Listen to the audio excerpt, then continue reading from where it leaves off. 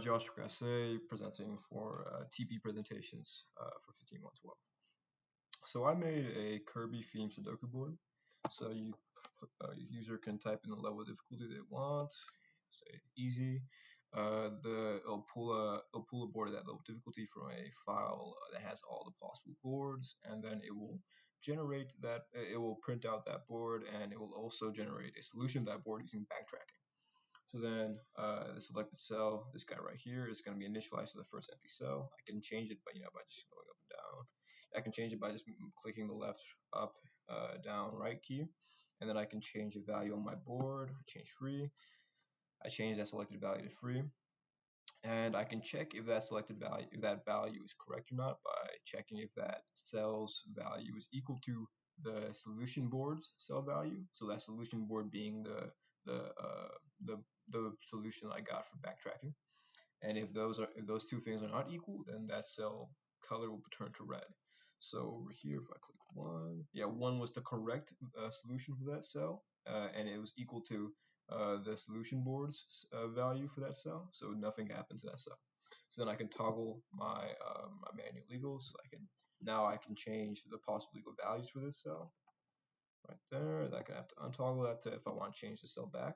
If I want to change the cell's value by pressing a digit, then I can highlight a hint. I can do that hint, and the way that works is just it looks for any cell that has one possible legal solution, one possible legal value, and it checks if that one possible legal value is the solution for that cell. And the do hint does that, changes that cell's value to that one possible legal solution. So then I have the undo redo feature, and the way that works is that I have a variable called state that is a list of all my boards, and that list is getting and I'm appending my new board every time I change a value to that list. So I'm making a new board every time I change the value, and I'm appending that to that list.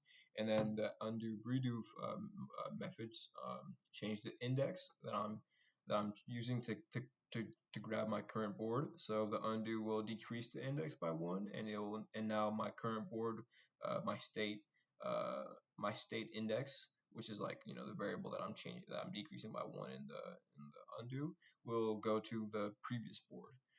So that's how the undo and redo work.